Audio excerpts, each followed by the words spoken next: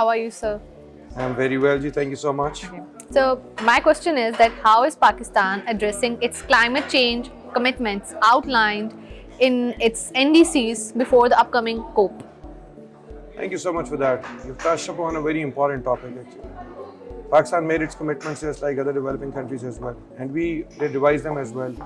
And now when we see the year 2023 and the upcoming COP28, so this is the year for global stocktake.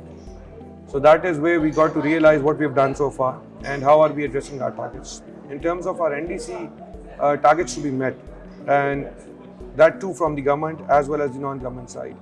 There are companies who've given net zero targets set by 2030 and beyond for that matter. On the government side, when we talk about NDCs, so we've given targets including emission reduction on different aspects, including, for instance, electric vehicles for that matter, energy transition, so to say.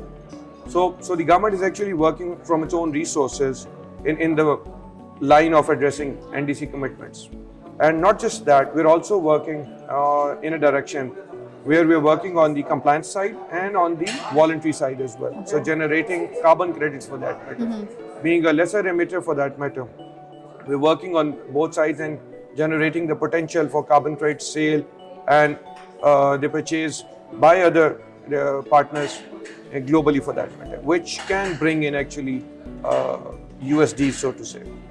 So for that matter, when we talk about the nationally determined contributions, there have to be steps being taken in agriculture, in transport, in energy, in all sectors across Pakistan. And Pakistan is having different spending projects for that matter in different sectors because all combined will help meet the NDC targets. NDRMF, being the National Disaster Risk Management Fund, is one of the institutions which is playing a pivotal role for that matter. So we're helping the government and the non-government and private sector for that matter in accessing carbon markets, in accessing the voluntary carbon markets, in bringing that platform on top of that.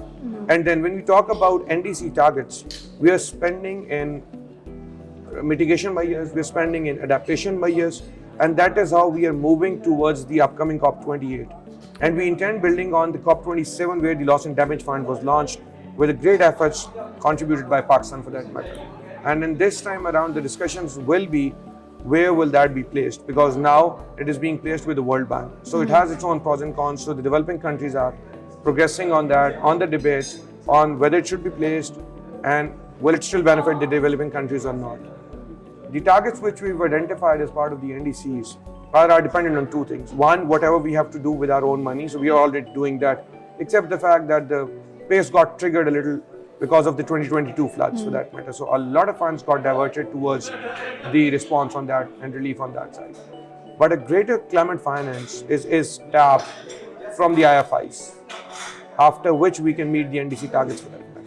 So we're working on both sides. I'll give you a small example from the IFI. We recently had a Green Climate Fund project approved for that matter. So that's one of the projects which will contribute to the greater cause actually.